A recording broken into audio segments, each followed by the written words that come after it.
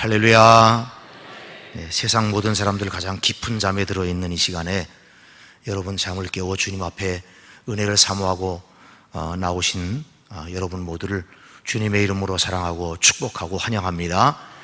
예배는 십자가라 그랬으니까 우리 하나님과의 관계를 회복하고 또 이웃과 믿음의 동료들과의 관계를 회복하는 마음으로 우리 또 인사 나누십시다. 네, 잘 오셨습니다. 사랑합니다. 축복합니다. 네, 은혜 받읍시다. 네.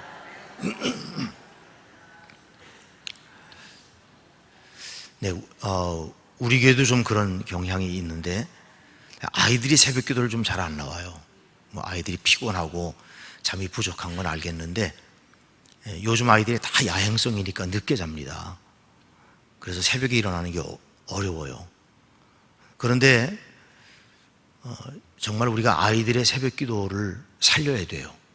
그래서 자녀들이 뭐 초등학교 아이들도 마찬가지고 중고등학생들, 청년들, 특히 청년들 새벽 기도가 살아나도록 여러분들이 도와주셔야 됩니다. 지금 한국 교회를 움직이고 있는 대부분의 중요한 영적 리더들은 모두가 다 청년 시절, 학생 시절에 새벽에 은혜 받은 사람들이에요. 그들이 새벽에 은혜 받고 결단하고 삶이 변화되고 꿈이 바뀌고 그리고 내가 일생 주를 위해서 헌신하는 삶을 살겠다고 그때 방향을 정하고 목표를 정한 게 지금의 한국교회 영적 리더가 된 겁니다. 그들 가운데 어느 누구도 새벽 은혜를 경험하지 않은 사람이 하나도 없어요. 어쩌면 그런 의미에서 그런 관점에서 본다면 한국교회의 미래나 한국사회의 영적 비전에 어두운 전망을 할 수밖에 없어요. 그런 관점으로 보면. 왜냐하면 요즘 젊은이들이 새벽 기도가 너무 빈약하기 때문이에요. 아이들이 새벽에 은혜 받으려고 하지 않아요. 새벽 기도의 중요성을 모르는 거예요. 이걸 우리가 심각하게 받아들이고 우리 교회의 자녀들 또 우리 교회의 젊은이들이 새벽에 다시 살아날 수 있도록 하는 일에 여러분들이 관심을 가져주시길 바랍니다. 아이들에게 학교 늦으면 막 부모들이 전 난리가 나잖아요. 학원 하루 빠지면 죽일 듯이 덤벼들잖아요. 그런데 애들이 교회 늦거나 예배 시간에 빠지거나 별로 관심을 갖질 않아요. 예배를 잘 드렸는지 이런 걸 관심 갖지 않아요. 제가 어릴 때 아버지가 헌금하라고 동전을 주시면 그때 아이들이 대부분 다 그랬어요. 이 동전 가지고 가서 헌금을 드릴 때 그래도 깨끗한 동전을 드리고 이렇게 하려고 그 동전을 교회 앞마당에 넣어놓고서 고무신 뒤꿈치로 침을 탁 뱉어가지고 고무신 뒤꿈치로 몇 바퀴 뺑뺑 돌면 동전이 하얘져요. 깨끗해져요. 뒤집어서 또 한 번 하고 그리고는 헌금을 드렸어요. 그런데 이 헌금을 가지고 나온 아이들이 교회 마루 바닥에서 장난하고 굴리고 놀다가 마루 틈 사이로 이게 빠져버리는 거지요. 그럼 찾을 길이 없잖아요. 애들이 안타까워서 그냥 발을 동동 구리고 어떻게 해서든지 그걸 꺼내보려고 애를 쓰다가 그냥 못 꺼내고 헌금 못하고 가는 거예요. 저는 목사 아들이니까 교회가 내 집이잖아요. 그럼 저희 형이 가끔 가다가 이 강단에서 마루 밑으로 들어가는 구멍이 있어요. 자기는 덩치가 크니까 거기 잘 들어가기 어려워. 그러니까 날 불러가지고 들어가라 그래요. 그래서 나 들어가기 싫다고 그랬더니 들어가. 그러면 꺼내는 거에 50%를 줄게. 그래서 계약을 하고 내가 밑으로 기어 들어가면 형이 위에서 따라가면서 오른쪽으로 왼쪽으로 그래서 위에서 얘기하는 대로 엉금엉금 막 거미줄도 있고 뭐 먼지가 말도 못해요. 그리고는 밑바닥으로 들어가서 동전을 주워가지고 나오는 거예요. 몇 개를 주워가지고. 그럼 형이 그 중에서 한 개를 날 떼주고 자기가 가져가요. 근데 가만히 생각해 보면 교회에서 노는 시간이 많고 교회에서 지내는 시간이 많아야 돼요. 뭐 교회에 머무는 시간이 많아야 돼요. 지금 같은 경우는 밖에 나가서 아이들이 놀고 그러면 안심이 안 돼요. 뭐 저도 자녀를 키우고 딸아이는 시집가서 아이 셋 낳았지만 세 손주를 둔 할아버지입니다. 네. 여러분들이 저를 다 30대로 보셨죠? 예. 예. 근데 늦둥이를 낳았어요, 제가. 이 늦둥이는 지금 고등학교 3학년이야. 예. 근데 이 아이는 참 다행인 게 밖에 나가 노는 걸 그렇게 좋아하질 않아요. 물론 친구들도 만나고 뭐 운동하는 거 좋아하고 이렇게 하는데 그래도 집에 있어요. 집에 있어서 늘 같이 대화하고 이러는 시간이 많아요. 가만히 보면 어디에 머무는 시간이 긴가 하는 게 참 중요합니다. 여러분, 아이들을 교회에 맡기세요. 교회 많이 가게 하세요. 주일에 한 번이 아니라 새벽에도 나오고 또 금요 기도회 있잖아요. 금요일 나와서 기도회 하는데 참여하게 하고 은혜 받는 일에 주력하게 하세요. 그러면 그 아이들의 미래를 누가 책임지겠습니까? 내가 꿈꾸는 것과 주님이 인도하시고 책임지시는 것과 상대가 됩니까? 우리 아이들의 새벽 기도를 살려야 합니다. 여러분의 자녀 또 우리 삼천교회 학생들과 청년들의 새벽 기도회가 다시 살아날 수 있기를 축복합니다. 제가 매일 이제 한 가지 주제를 가지고 아침에 말씀을 나누는데 좀 여러분들이 불편할 수 있습니다. 말씀을 들을 때. 그 불편한 이유는 보편적인 그리스도인들이 가질 수 있는 치부를 건드리고 있기 때문이에요. 나와 관계없는 말씀이 선포돼서 아무런 마음의 불편도 찔림도 없다. 그건 좋은 예배가 아닙니다. 좋은 말씀이 아닙니다. 왜 말씀은 꼭 목사님이 나들으라고 하는 건가? 그런 말씀이 좋은 말씀이에요. 나와 관계가 있는 말씀, 나와 직접적인 연관성이 있고 내 삶에 깊숙이 파고 들어오는 말씀이 그게 좋은 말씀인 겁니다. 들어도 덤덤하고 아무렇지도 않고 어떤 가책도 감동도 없는 그런 말씀은 그것은 말씀에 문제가 있다는 것보다 그 말씀을 듣는 나에게 문제가 있기 때문에 우리가 늘 사모하는 마음으로 무슨 말씀을 하든지 그 말씀이 선포될 때 주의 음성으로 듣게 해 주옵소서. 우리가 성경을 봐도 마찬가지잖아요. 글을 읽는다고 생각하지 말고 주님의 음성을 듣는다는 마음으로 성경을 읽는 것은 전혀 다른 문제입니다. 말씀을 듣는 것도 마찬가지죠. 그래서 우리의 치부를 건드리거나 감추어졌던 숨겨졌던 부끄러운 것들을 드러내는 그런 말씀이 돼서 마음이 좀 불편하더라도 그것을 우리가 주의 음성으로 들으면 우리에게 큰 유익이 되고 은혜가 될 줄로 믿습니다. 오늘 나누는 말씀의 내용은 정직에 관한 말씀입니다. 이건 우리 모두에게 해당되는 말씀입니다. 제가 장담하건대 저와 여러분 가운데 이 문제에 부딪히지 않는 사람은 아무도 없습니다. 국제 투명성 협회에서 해마다 조사한 것에 따르면 우리보다 잘 사는 나라 가운데 우리보다 부패 지수가 높은 나라는 하나도 없는 것으로 나왔습니다. 그런데 우리보다 못 사는 나라 중에서 우리보다 부패 지수가 낮고 깨끗하다고 평가된 나라들이 많이 있었습니다. 부패와 경제 성장은 아주 밀접한 관계가 있습니다.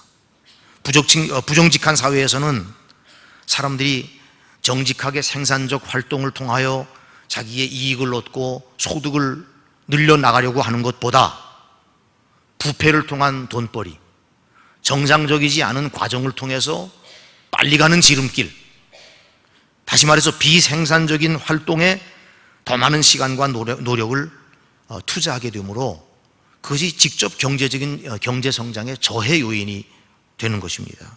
이것을 가리켜서 부패의 경제적 요인 이렇게 이야기를 합니다. 우리가 지금 깊이 빠져있는 이 부패의 덫은 아주 심각한 정도입니다. 우리가 심각하다고 여기는 것은 세상과 사회에 대해서 손가락질을 하는 이야기가 아니고 우리 그리스도인들의 이야기예요. 우리가 다 경험하듯이 여러 가지의 굵직굵직한 사건이 터져 미디어에서 이와 같은 이야기들을 나오고 뉴스가 터져 나올 때 언제나 그 중심에 그리스도인들이 있어요. 아주 낯부끄러운 일들이 벌어질 때마다 그 일을 주로 주동했거나 그 일을 함께 도왔거나 거기에 동참했거나 알면서도 모른 척했거나 그런 그리스도인들이 주변에 많이 있다는 거예요. 중심에도 있고 주변에도 있어요. 언젠가 어떤 신문 만화에 보니까 일진회의 청소년들이 어깨동무를 하면서 노래하는 것을 그린 그런 장면의 만화 한 컷인데, 거기에 큰 제목으로 No problem, 한글로 썼어요. 프라브롬, 이렇게 한글로 No problem, 이렇게. 문제 없어요. 아무 문제 없어요. 이게 무슨 만화인가 하고 봤더니 거기 작은 글씨로 이렇게 써 있어요. 대학이요? 성적 조작해서 갈 거예요. 취업이요? 백으로 할 거예요. 회사 잘리면요? 땅 투기 할 거예요. 이 편한 세상, 이렇게 적어놨어요. 그 만화에. 지금 아이들의 의식에 가득 차 있는 개념, 그들의 의식을 사로잡고 있는 세계가 이런 거라는 거예요. 여러분, 정직이 힘이 되고 복이 되는 사회, 정직한 자가 잘 살 수 있는 공동체를 물려주기 위해서 가장 앞장서야 되고 가장 본이 되어야 될 사람이 누굽니까? 두말할 것 없이 그리스도인들이죠. 예수 믿는 사람, 그리스도인이라고 하는 말과 절대 같이 복합적으로 수식어로 쓰여서는 안 되는 단어들이 몇 개 있어요. 많죠, 물론. 어제 말씀드렸듯이 예수 믿는 사람은 무조건 착하고 친절해야 돼요. 만약에 그렇지 못하다면 그 사람 믿음에 문제가 있는 거예요.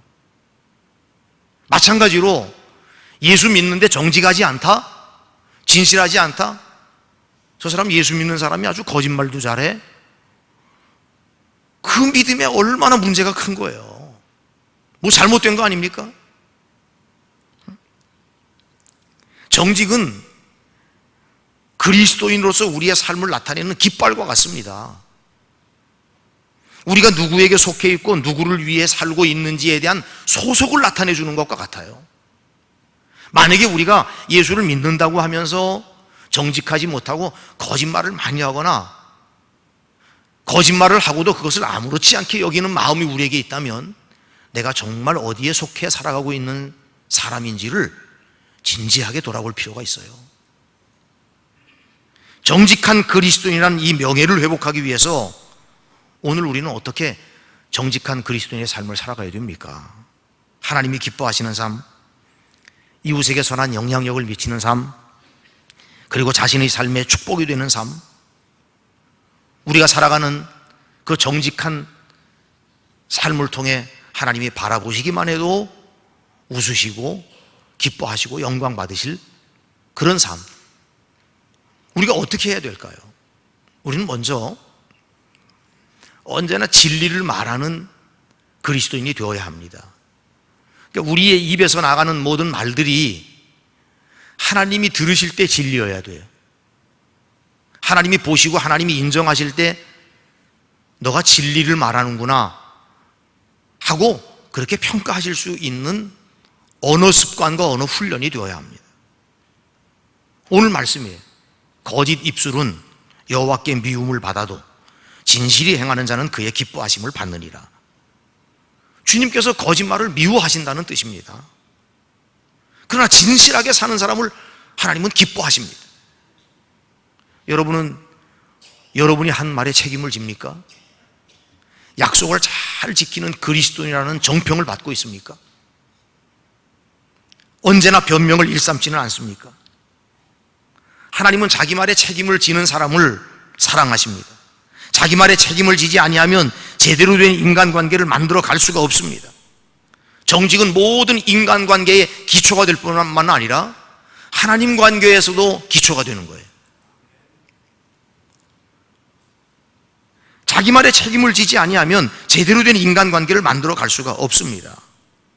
정직과 신뢰는 언제나 함께 가기 때문인 것이요. 정직이 없으면 신뢰가 없는 거고, 신뢰가 있는 것은 그 사람에게 정직이 있기 때문입니다. 만약 진리를 말하지 않으면 상대방은 나를 믿지 않을 것입니다. 오늘날 우리 사회에 이혼율이 너무 높아지고 있는 이유 중에 하나도 잘못된 동기로 결혼을 하기 때문인데, 우리 여기 미혼인 분들이 얼마나 되시고 청년들이 얼마나 계시는지 잘 모르겠습니다만,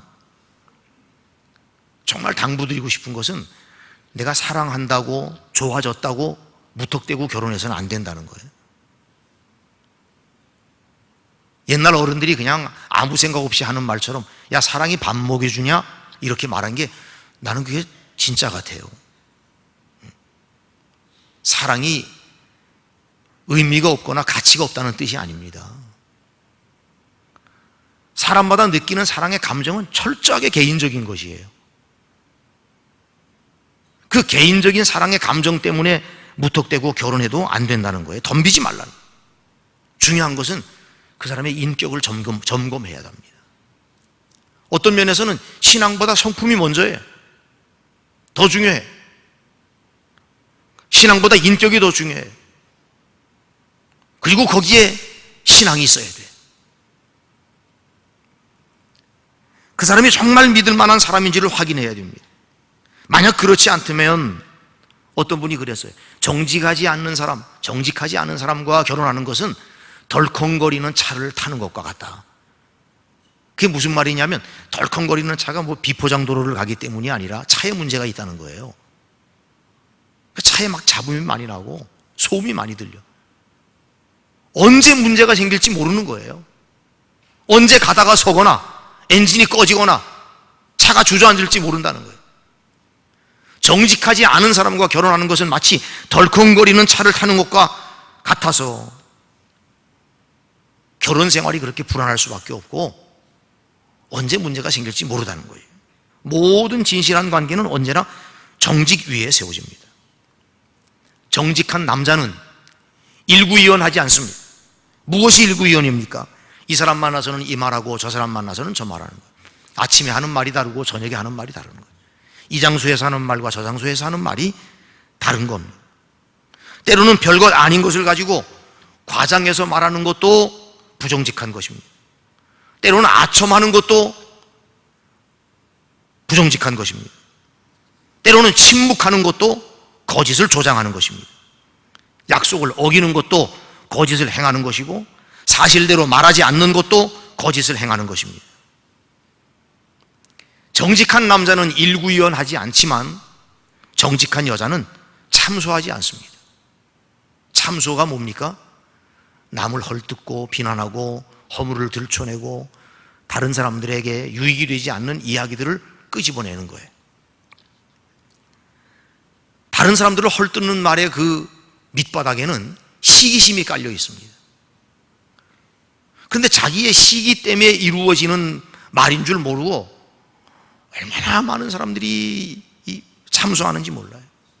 잠언에도 그랬잖아요. 남을 흉보고 허물을 들춰내서 하는 말은 마치 목구멍으로 넘어가는 꿀과 같아. 사람들이 그렇게 여기는 거야. 누가 이야기만 꺼내면 뭐 너나 할 것 없이 뭐 치고받고 그냥 이런 말에 잘 통하는 사람은 만나면 안 돼. 그런데 그 사람 나하고 말이 통해. 여러분, 말이 통하는 사람이 좋은 사람이 아닙니다. 그런데 많은 사람들이 이런 속임수에 자꾸 넘어가는 거예요. 다른 사람의 좋은 점까지도 비아냥거리는 그런 질투가 얼마나 많은 사람들에게 있는지 모릅니다. 진실이 결여됨으로 신뢰가 깨지고 관계가 파괴되고 모든 희망이 사라지는 것을 보는 경우도 많이 있습니다. 서로를 향한 신뢰 지수가 너무 낮아서 관계가 파괴되는 그런 아픔을 겪어보신 분들이 계실 것입니다. 우리가 어떻게 관계를 회복할 수 있겠습니까? 우리는 언제나 그리스도의 사랑 안에서 진리를 말해야 될 줄로 압니다. 모든 면에서 진실을 말하고 사랑 가운데 서로를 대해야 됩니다. 그때 서로를 향한 신뢰가 회복되는 것입니다. 그러나 진리를 사용할 때 이 진리를 타인을 향한 몽둥이처럼 써서는 안 된다는 거예요. 다시 말해서 상대방을 파괴시키려고 진리를 사용해서는 안 됩니다. 상대방이 잘못되고 나의 옳은 것을 증명하기 위해서 진리를 사용하고, 상대방이 얼마나 문제가 있고 잘못됐는지를 드러내기 위해서 진리를 사용하지 말아야 됩니다. 성경은 그래서 우리에게 말씀하고 있는 것이 사랑 안에서 진리를 행하라고 말씀하고 있는 것입니다. 잠언 4장 24절을 현대어 성경에서는 이렇게 번역했습니다. 입을 열 때 참되지 않은 말은 꺼내지도 말아라. 거짓은 아예 입에 담지도 말아라. 남을 잘못된 길로 끌고 갈 말은 하지도 말아라. 그게 현대어 성경에서 번역하고 있는 잠언 4장의 말씀이에요. 사적인 삶이나 공적인 삶이나 다를 바 없이 사는 사람이 바로 정직한 사람입니다. 두 사람이 만났을 때나 많은 사람들이 만났을 때나 혼자 있을 때나 다를 바 없는 사람이 정직한 사람입니다. 정직한 삶을 살기 원하면 언제나 진리를 말해야 합니다. 진리를 말하는 것이 때로는 불편해도, 때로는 그렇게 하고 싶지 않아도, 때로는 곤란한 처지에 봉착해도 진리를 말해야 되는 것입니다. 또한 우리가 정직하게 사는 그리스도인이 되기 위해서는 옳다고 생각하는 바를 위해서 일어설 줄 아는 그리스도인이 되어야 합니다. 여기서 옳다고 하는 일을 위해서 일어설 줄 아는 그리스도인으로 말하는 것은 그리스도인의 행동과 결단을 촉구하는 이야기예요. 옳다고 생각하는 바를 위해서 일어선다고 하는 것, 바른 말을 한다는 것, 그 바른 말을 한다는 것 이상이 일어서는 것이 때로는 행동을 동반해야 된다는 뜻입니다. 정직한 그리스도인이 되기 위해서는 무언가를 해야 됩니다. 고린도서 13장 8절 말씀을 표준 세번역으로 보면 우리는 진리를 거슬러서는 아무것도 할 수 없고 오직 진리를 위해서만 무언가 할 수 있습니다 하고 말했습니다. 여러분, 언제나 진리를 위해서 행동하십시오. 오늘날 사람들은 더 이상 진리를 위해서 행동하는 것을 좋아하지 않습니다. 단지 자신의 권리를, 자신의 이익을 위해서 행동할 뿐입니다. 더 이상 옳고 그른 것을 분명하게 구분하려고 하지 않습니다. 잘잘못을 따지는 것은 옹졸한 사람이라고, 그런 사람들이 하는 짓거리라고 이렇게 생각하는 경향이 많습니다. 편협한 사람이라고 하는 비난이 두려워서 그리스도인들조차도 침묵할 때가 많습니다. 꽉 막힌 사람이라고 하는 평가가 겁이 나서 혀를 움직이지 않습니다. 알고 있는 것들을 말하지 않는 거예요. 파당을 짓고 편을 가르기 위해서 말해서는 안 됩니다. 그저 한 사람의 편을 들고 아니면 자기의 세를 불리고 자기가 말하고 있는 것을 합리화하기 위해서, 때로는 미움 때문에 화가 나서 이렇게 말을 하거나 이렇게 우리의 입을 여는 것은 성경이 사랑 가운데 진리를 말하는 것이 아니라고 우리에게 말씀하고 있는 것입니다. 정직한 사회를 만들기 위해서 진리를 위하여 일어서야 할 때가 있습니다. 우리가 분명한 입장을 밝혀야 할 순간이 있습니다. 수없이 들어오는 음란 메일에 대해서도 열어보기 전에 거부할 수 있는 용기가 필요합니다. 우리 학생들과 상담을 하다가 그런 상담을 한 적이 있어요. 제가 아이들에게 이 시대의 음란에 관한 문제를 아주 심각하게 다루고 얘기를 많이 합니다. 지금 이거 음란이 아주 일반 사회적 하나의 트렌드로 지금 자리매김이 됐어요. 그래서 아무렇지도 않게 생각하고 아무렇지도 않게 듣고 아무렇지 않게 말하고 아무렇지 않게 우리가 지금 보고 있는 거예요. 나도 모르는 사이에 우리도 다 거기에 지금 물들어가고 있고 어쩌면 내 생활 깊숙이 그것이 들어와 있는지도 몰라요. TV, 영화, 메일, 사진, 주변에서 벌어지고 있는 수많은 광경들. 근데 어떤 아이가 상담을 하는데 메일에 이런 음란 메일이 수없이 들어온다는 거예요. 그래서 내가 어떡하냐 그랬더니 이것이 이 메일이 들어올 때 그 메일에 들어오는 메일 제목은 음란 메일로 그렇게 들어오는 게 아닙니다. 요즘요 저의 메일에도 목사님 안녕하십니까 이렇게 제목으로 들어와요. 그래서 누구지? 그 메일만 보면 전송한 사람의 아이디를 보면 확인할 수가 없어서 열어보면 음란 메일인 경우가 있어요. 여러분 놀랍잖아요. 성도들 전화번호 다 메일 이런 거 다 노출되어 있어요. 그래서 그 메일 들어올 때 어떨 때는 은혜의 소식을 전합니다 이렇게 와. 열어보고 싶잖아요. 그런데 아이디나 이런 것을 몇 번 확인해서 잘 보면 그것이 그런 종류의 메일이라고 하는 것을 알 수가 있어요. 그러면 이걸 열어보지 않고 그냥 폐기 처분하는 게 필요하다는 거예요. 그런 단호함이 우리에게 필요한 거예요. 그런데 이 학생은 자기에게 들어오는 메일이 그런 메일인지 아닌지를 정확하게 알기 위해서 다 열어본다는 거예요. 그래서 제가 그 아이에게 뭐라 그랬어요? 꼭 열어볼 필요가 없고 의심되는 메일도 있고 또 중요하지 않다고 생각되는 메일도 있지 않느냐. 그걸 왜 굳이 열어보려고 하는 너의 마음, 너의 미련을 갖게 하는 그 마음의 근거가 뭔지 생각해 보았느냐. 혹시 그것이 너를 향하여 가지고 있는 마귀의 전략인지는 생각해 보았느냐. 혹시 악한 영이 너로 하여금 그 작은 꾀임과 미련한 생각을 통해서도 역사하려고 하는 마귀의 공격과 술수인지 그거 한번 고민해 보았느냐. 그런 이야기를 나눴어요. 여러분, 세상이 뭐라고 말해도 그리스도인은 분명합니다. 결혼 밖에서 갖는 것이나 동성 사이에 일어나는 성적인 관계는 언제나 잘못인 거예요. 그뿐만이 아니라 낙태는 잘못이라고 주장할 수 있어야 합니다.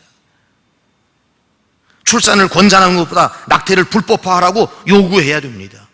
얼마 전에 나온 뉴스 보니까 우리나라의 출산율이 0점대로 떨어졌어요. 0점대.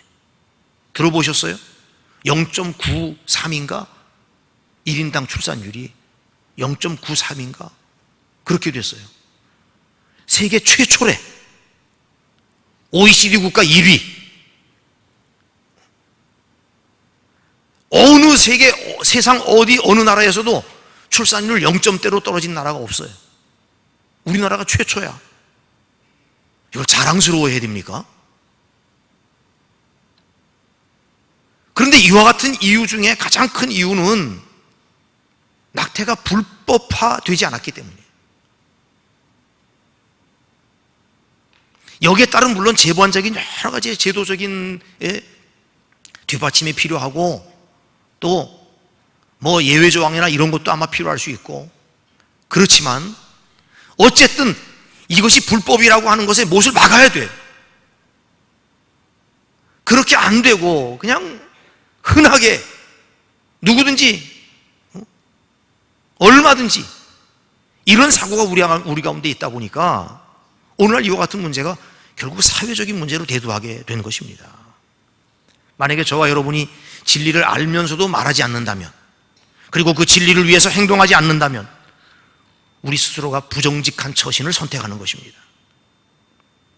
그래서 야고보서는 야고보 4장 17절 말씀에서 현대어 성경으로 보면 이렇게 말합니다. 무엇을 하는 것이 옳은 일인지를 알면서도 행하지 않으면 죄가 된다는 것을 기억하십시오 라고 말합니다. 선한 사람이 아무 행동도 하지 않으므로 악한 자가 더 기승을 부리는 것 아닙니까? 진리를 위해서 일어서야 할 때에 그리스도인은 참여해야 되는 것 아닙니까? 어느 날 저희 선배 목사님이 아주 가깝게 지내는 제가 형님으로 부르는 그런 목사님 한 분이 주일날 늦은 시간에 전화를 하셨어요. 오후 한 6시쯤 됐는데 전화를 하셨어요. 그래서 아니 어쩐 일이십니까? 그래서 주일 잘 지내셨죠? 그랬더니 목소리가 쫙 가라앉아가지고 힘이 하나도 없으세요. 그래서 잘 지내지 뭐. 아니 오늘 어떻게 전화를 하셨어요? 그랬더니 나 지금 원주 와 있어. 그래요. 그래서 깜짝 놀라서 어디냐고 물어보고 가서 만났어요. 식당에서 만나서 저녁을 함께 먹으면서 이야기를 나눴어요. 이분이 눈물을 주룩주룩 흘리면서 그간에 있었던 여러 가지 이야기들을 들려주었습니다. 교회가 여러 가지 어려움과 문제가 있었어요. 그런데 이분은 교회 안에 아무리 문제가 크고 아무리 어려움이 있어도 그건 자기에게 견디기 어려울 만큼의 상처가 되지 않는다는 거예요. 하나님이 이길 힘도 주시고 또 넉넉히 헤쳐나갈 수 있고 또 목회하다 보면 뭐 이런저런 일들을 겪을 수 있다고 하는 걸 그저 인정하고 받아들이기 때문에 괜찮다는 거예요. 아니 뭐가 그렇게 어렵고 힘듭니까? 그러면 도대체 목사님을 지금 힘들게 하는 게 뭡니까? 이분 얘기는 그거예요. 회의를 하는데 어느 한 분이 일어나서 뭐 말도 안 되는 얘기를 들고 나와가지고 막 소리 지르고 사회를 보는 강단 앞에 와서 강단 위에 올려놓은 자료나 성경을 막 손으로 다 쓸어서 밑으로 팽개치고 뭐 육두문자를 섞어서 막 욕을 하고 소리 이 난리를 법석을 치르는데 아무도 그걸 제지하거나 나와서 말리는 사람이 없더라는 거예요.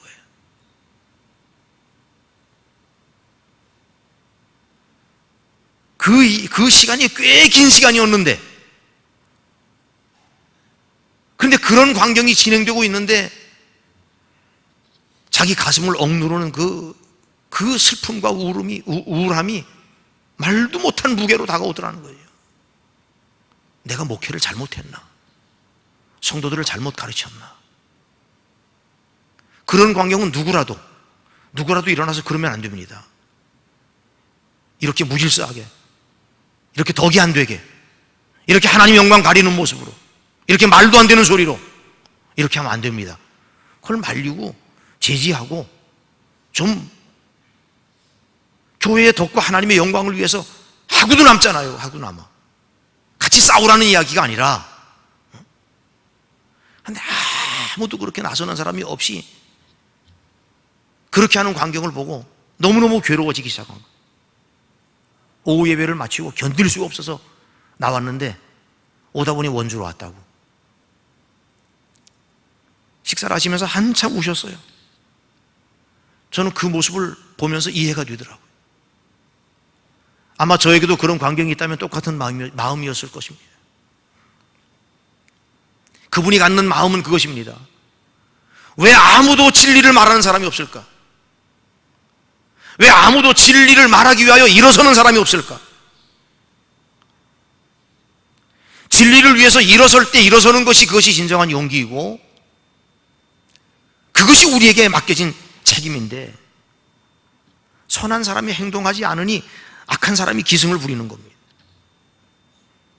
여러분, 리더십과 인기는 언제나 일치하는 것이 아닙니다. 인기를 얻으려면 사람들에게 무엇이든 그들이 원하는 것을 주면 되지만, 지도자가 되려면 바른 일을 하고 옳다고 생각하는 바를 위해서 일어서는 용기가 필요한 것이기 때문에 때로는 인기와 부합되지 않는 경우가 있습니다. 이걸 두려워하면 안 된다는 거예요. 사람에게 인심을 얻지 못할까 봐, 다른 사람들과의 관계에 문제가 생길까 봐, 다른 사람들이 나를 향하여 오해를 가지거나 잘못된 평가를 할까 봐, 그런 것을 두려워해서는 진리를 위해 일어설 수가 없다는 것입니다. 우리는 깨끗한 삶을 사는 그리스도인이 되어야 합니다. 이 깨끗한 삶을 사는 그리스도인이 되지 않고서 정직한 그리스도인이 될 수는 없습니다. 마음과 몸의 동기를 순결하게 해야 됩니다. 빌립보서 2장 15절을 표준세 번역에 이렇게 되어 있습니다. 그리하여 여러분은 흠이 없고 순결해져서 구부러지고 뒤틀린 세대 가운데서 하나님의 흠없는 자녀가 되어야 합니다. 그리하면 여러분은 이 세상에서 별처럼 빛날 것입니다. 한마디로 깨끗한 삶을 살라는 권면입니다. 하나님은 홍수로 세상을 심판하고 새로운 세상을 만들려고 했을 때 왜 노아를 택하셨을까요? 근데 창세기에 보니까 왜 하나님께서 세상을 심판하려고 하셨을 때 마지막 그 세상의 구원자로 노아를 택하신 이유는, 노아는 그 당대에 의롭고 흠이 없는 사람이었다고 그렇게 말하고 있어요. 어떻게 의롭고 흠이 없는 삶을 살 수 있습니까? 구부러지고 뒤틀린 이 세대에서 깨끗한 삶을 사는 길이 무엇입니까? 모두들 다 쉬운 길을 따라 선택하고 인격에 대해서는 신경을 끄는 이런 시대에 우리가 어떻게 정직한 그리스도인의 삶을 살 수 있습니까? 저는 오늘 이 아침에 여러분들에게 두 가지의 방법을 말씀드리려고 합니다. 하나는 좋은 친구를 선택하십시오. 교회 안에서조차, 교회 안에 모두가 다 하나님의 자녀들이고 예수 그리스도 안에 있는 믿음의 사람들이지만, 여러분들이 정말 정직한 삶을 살고 정직한 삶이 여러분의 생활 중심에 뿌리내도록 하기 위해서는 내 곁에 있는 사람을 항상 점검해야 합니다. 여러 번 말씀드렸던 것처럼 나와 가장 많은 이야기를 나누는 사람, 내가 가장 자주 만나는 사람, 가장 가까이에 두는 사람, 그런 사람들을 정직한 그리고 좋은 친구를 선택해야 합니다. 왜 그래야 합니까? 나도 모르게 가장 많은 시간을 보내다 보면 닮기 때문이에요. 어떤 분들은 괜찮아, 내가 자주 만나기도 하고 이야기도 많이 나누고 가까이 지내지만 내가 그 사람 따라가진 않아. 그 사람이 나에게 영향 주는 거 아니야. 여러분, 절대 자신하지 마십시오. 그 앞에 자신감을 가질 수 있는 사람 아무도 없습니다. 정직하고 성실한 사람을 자주 만나는 친구로 선택해야 합니다. 무엇보다도 예수님과 시간을 함께 하시고 그 말씀과 함께하는 시간을 늘려나가십시오. 읽어도 좋고 들어도 좋습니다. 주님의 말씀과 함께하는 시간이 우리로 하여금 주님을 닮은 사람을 만드는 것입니다. 고린도전서 15장 33절에 표준 세번역에 이렇게 되어 있어요. 속지 마십시오. 나쁜 동무가 좋은 습성을 망칩니다. 여러분, 이거 이해하는데 어렵습니까? 얼마나 쉬운 말씀이에요. 이것을 역으로 해석하면 많은 사람들이 자기의 좋은 습성을 망치면서도 가까이에 좋지 않은 친구를 두어서 속고 있다는 거예요. 스스로가 속고 있다는 것입니다. 그러므로 지혜롭게 친구를 선택해야 합니다. 여러분의 친구들은 여러분을 향상시키든지 끌어내리든지 할 수 있습니다. 그리고 꼭 기억해야 되는 것은 끌어내리는 것은 끌어올리는 것보다 훨씬 쉽습니다. 왜 어린아이들이 밖에 나가서 어울리기 시작하면 나쁜 걸 먼저 배워가지고 올까요? 왜 나쁜 걸 먼저 배워가지고 올까요? 이상하죠. 누가 가르치지도 않았는데. 한 사람을 끌어내리는 것은 훨씬 쉬워요. 끌어올리는 것은 어려워요. 좋은 습성을 들이는 데는 많은 훈련과 시간이 필요하지만 그것을 망치고 나쁜 습성으로 뒤덮는 시간은 순간에 가능해요. 좋은 영향을 주기보다 나쁜 영향을 입기가 쉽기 때문에 곁에 언제나 좋은 친구를 두어야 합니다. 이상하게 말만 하면 다른 사람 말하는 걸 좋아하고 부정적 관점에서 벗어나질 못해. 말을 하면 그냥 불평하고 원망하는 일을 말을 먼저 하고, 어떤 문제가 생기면 그 문제를 바라볼 때 그 문제를 해결하고 뛰어넘어갈 수 있는 가능성에서부터 시작해야 되는데 당장 당한 자기의 감정과 고통에서부터 시작하는 사람이 있어요. 그러니 원망과 불평부터 나오는 거예요. 여러분, 친구를 가려보십시오. 또 한 가지는 내가 무엇을 보는지를 조심해야 합니다. 지금 내가 무엇을 보고 있는지를 조심해야 합니다. 여러분의 마음에 들어오는 것을 조절하기 위해서입니다. 내 마음에 들어오는 것은 나의 허락이 필요 없어요. 내가 허락을 하든 동의하든 관계없이 내 마음에 들어오는 것은 그냥 훅 하고 들어와요. 톨스토이의 말과 똑같아요. 수없이 지나가는 생각, 우리가 막을 수 없어요. 하늘 위로 날아다니는 새를 막을 수 없듯이 우리의 머릿속으로 들어오고 나가는 수많은 생각들을 막을 수 없어요. 그러나 그것에 대한 제재가 없다 보면 자기도 모르는 사이에 그 날아다니는 새가 자기 머리 위에 둥지를 틀고 알을 까고 새끼를 치는 일들이 생길 수 있다는 거예요. 우리는 아니 어떻게 날아다니는 공중의 새가 내 머리 위에 둥지를 틀고 알을 까고 새끼를 치는 걸 그걸 놔둘 사람이 어디 있습니까? 바보가 아닌 이상. 아마 그렇게 말할지 모르지만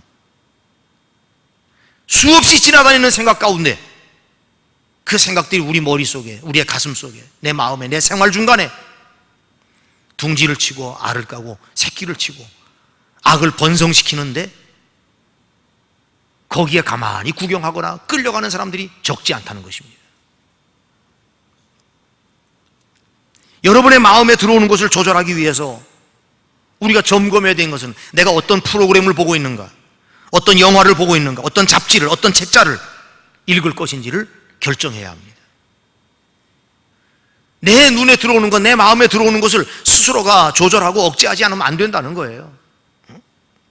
저는 한국 방송에, 한국에서 지금 진행되고 있는 모든 방송의 아침 드라마에 아주 큰 문제가 있다고 생각해요.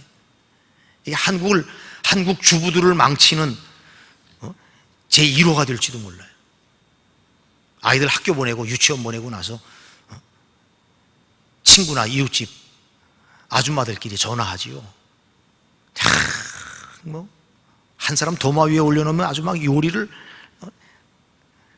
시어머니에서부터 남편에서부터 그냥 다 하고 1시간이나 통화하다가 끊으면서 야 자세한 건 만나서 얘기하자. 그리고 끊어요. 그리고 TV 딱 틀면 아침 드라마가 나와요. 한국의 모든 드라마의 공통된 주제가 출생의 비밀이야. 실제로 이 사회가 전체가 그런 것은 아닌데 드라마가 그런 사회로 끌고 가는 거예요.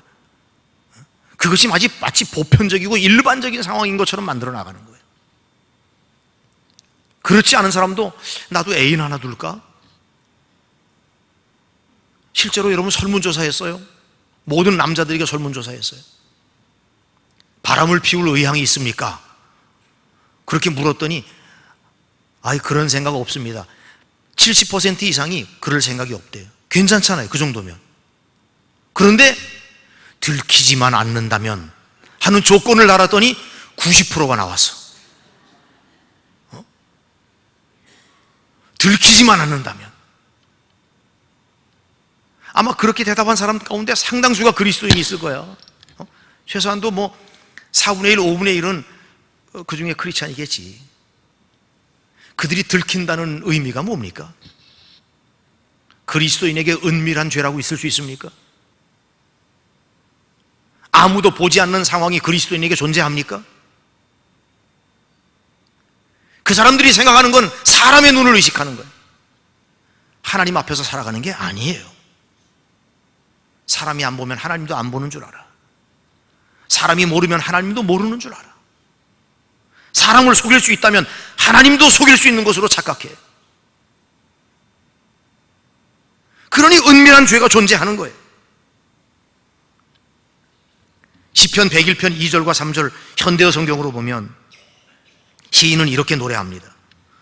흠없는 길 걸어가려 이 몸 늘 조심합니다. 그러나 나의 하나님 언제나 내게 오시렵니까? 집안에서 지낼 때에도 깨끗한 마음 지니고 살려고 합니다. 나쁜 짓 하려는 마음 품지 않고 죄 쌓는 짓을 미워하여 아예 그런 자들 가까이 가지 않으렵니다.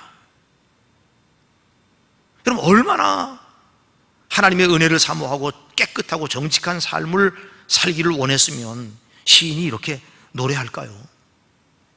잠언 15장 14절에 지혜자도 이렇게 관찰합니다. 명철한 사람의 마음은 지식을 찾지만 미련한 사람의 입은 어리석음을 찾는다. 지혜로운 사람은 늘 진리에 굶주려 있어요. 어떻게 하면 하나님의 뜻을 따를까? 어떻게 하면 주님 기뻐하시는 길을 걸어갈까? 구도자의 마음과 그 심정을 가지고 하나님 앞에서 그렇게 믿음으로 살려고 하는데, 어리석은 자는 세상의 쓰레기를 뒤집니다. 온갖 더럽고 추하고 냄새 나는데도 모든 사람들이 그것을 먹고 그것을 뒤진다고 자기도 뒤지고 있는 거예요. 온갖 쓰레기 같은 인터넷 정보를 뒤지면서 한편에서는 무hum한 삶을 살려고 노력한다고 하는 것이 얼마나 어리석은 일이에요. 내가 무엇을 듣고 무엇을 보고 무엇을 읽느냐 하는 것은 여러분의 삶에 반드시 영향을 줍니다. 이것을 조절하지 아니하고는 우리는 정직한 삶을 살아갈 수가 없어요. 그렇기 때문에 우린 변명해서는 안 됩니다. 어떤 사람들은 이런 변명을 하는 사람들이 있어요. 아이고 목사님, 내가 읽는 소설, 내가 보는 텔레비전, 내가 듣는 프로그램, 그래도 다 유익한 게 있습니다. 듣는 게 있습니다. 그 다음 지어낸 얘기에 불과한데 아유 뭐 거긴 누가 영향을 받습니까? 큰 문제 아닙니다. 그냥 한마디로 말하면 너무너무 어리석은 생각이에요. 여러분, 배가 침몰하는데 꼭 큰 구멍이 필요한 것은 아닙니다. 조그만 구멍이라도 물이 스며들기 시작하면 그 배가 침몰하는 것은 시간 문제입니다. 댐이 무너져서 한 마을이 수몰되는 이런 처참한 광경이 손가락만한, 연필 구멍만한 그런 구멍에서부터 시작된다는 것을 우리가 알아야 됩니다. 작은 죄도 한 영혼을 수렁에 빠뜨리고 한 믿음의 공동체를 넘어뜨리는 것에는 문제가 없어요. 여러분, 정직한 그리스도인이 되기를 원한다면 여러분 가운데 다가오는 사소한 문제에 늘 조심하시기 바랍니다. 사실 큰 잘못을 범할 기회라고 하는 건 그리스도인들에게 많지 않아요. 여러분들이 나가서 무슨 큰 사기를 치겠어요. 곧 다가옵니다. 은행 터는 계절이 다가오지만 여러분들이 가서 한국은행을 털겠어요? 어디 은행을 털겠어요? 우리가 큰 잘못을 범할 기회라고 하는 건 우리에게 그렇게 흔치 않아요. 자주 다가오는 유혹은 되게 자질구레한 것입니다. 내 일상생활에 이미 자리 잡고 있는 것들입니다. 아무도 보지 않는 사적인 생활에서 조심해야 합니다. 한번 따라해 보세요. 성도의 거룩은, 다시, 성도의 거룩은 혼자 있을 때 주님을 바라보는 것입니다. 뭐가 거룩이냐? 내가 혼자 있을 때, 아무도 없고 혼자 있을 때, 아무도 보는 사람이 없을 때, 그때 내가 무엇을 바라보느냐? 그 사람이 주님을 바라볼 때 그게 거룩이에요. 정직한 그리스도인은 아무도 보지 않을 때도 하나님의 눈을 의식합니다. 아무도 보지 않는 캄캄한 자리에서도 정직을 지키는 사람입니다. 정직은 다른 사람의 눈을 의식하는 것이 아니라 하나님 앞에서 행동하는 것입니다. 정직한 그리스도인의 삶을 산다는 것은 구부러지고 뒤틀린 세대 가운데서 하나님의 흠없는 자녀답게 어두운 세상에 마치 빛을 비추는 것과 같습니다. 정직하게 살기 위해서 우리는 이런 일반화되어 있고 보편화되어 있는 이런 시대적인 흐름을 거슬러 나가지 않으면 안 되는 것이에요. 여러분, 모두들 다 앞서 나가려고 하는 이와 같은 세대에서 뒤서가는 결단도 필요한 것입니다. 이 땅에는 정직한 사람을 무척 필요로 합니다. 정직이 힘이고 복이 되는 사회, 부패하지 않은 자가 잘 살 수 있는 공동체를 물려주기 위해서 우리 그리스도인들이 앞장을 서야 합니다. 우리 삼천교회 성도들이, 오늘 이 자리에 오신 여러분들이 정직한 삶, 정직한 사회, 정직한 그리스도인의 본을 보이는 그 모습에 여러분 모두가 앞장설 수 있기를 축복합니다. 여러분, 하나님이 기뻐하시는 삶을 살고 싶지 않으세요?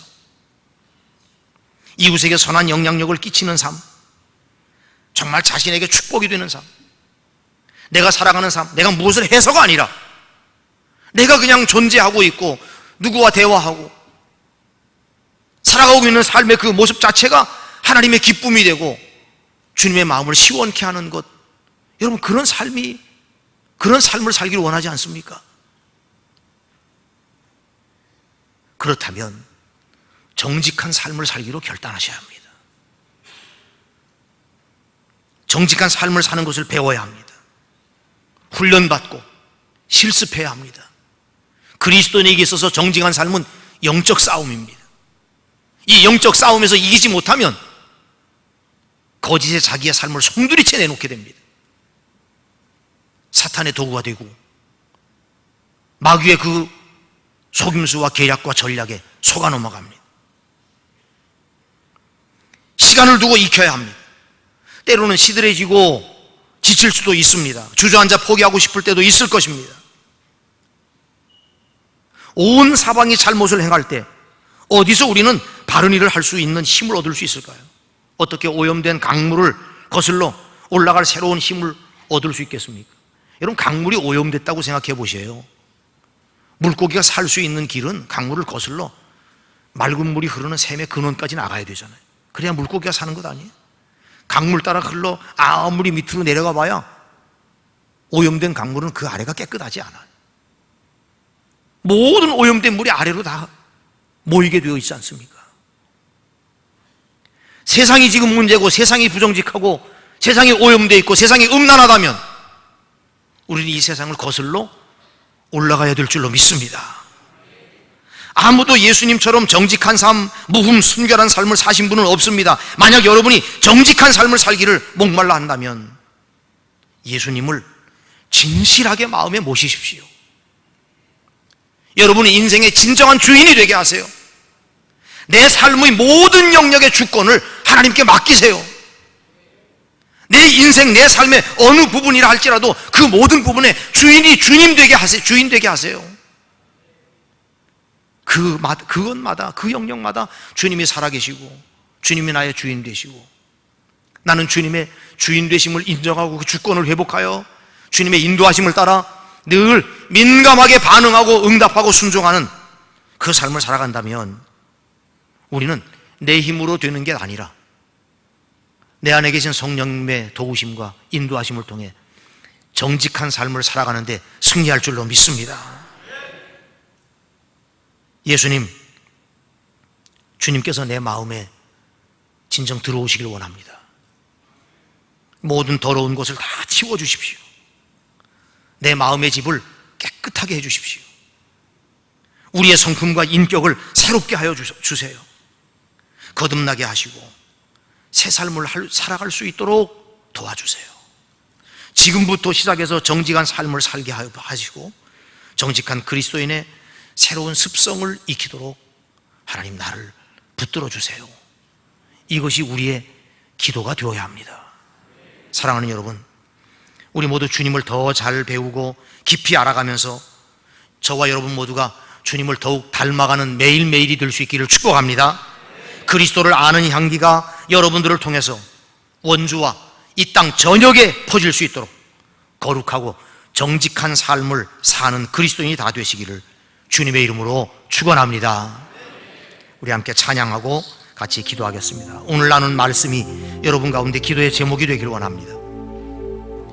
하나님, 정직한 삶을 살게 해주시고 내 안에 거짓된 것을 깨끗하게 청소해 주시고 거짓된 관계도 끊게 하시고 나에게 부정직한 영향을 주는 모든 것들로부터 자유로울 수 있도록 내 주변을 정리해 주시고 내게 그와 같은 결단과 의지를 주시며 가능할 수 있는 힘을 성령께서 허락해 주옵소서. 간절히 기도하고 행여라도 거짓된 것 기도하는 가운데 성령님 생각나게 하시고 알게 하시면 미루지 말고 바로바로 회개하시고 또 우리 주변에 정리해야 될 것, 멀리 해야 될 것, 끊을 것 생각나면 하나님 앞에 고백하고 결단하시고 그러면서 함께 기도하겠습니다. 여러분 가지고 계신 기도의 제목과 함께 여러분 간절하게 기도하십시오. 간절한 기도는 무임에게 앉아있는 하루 종일보다도 낫습니다.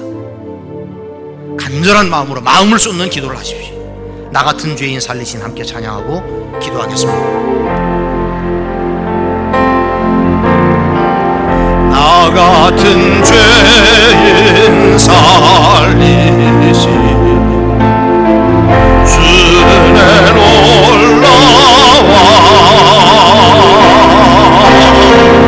잃었던 생명 찾았고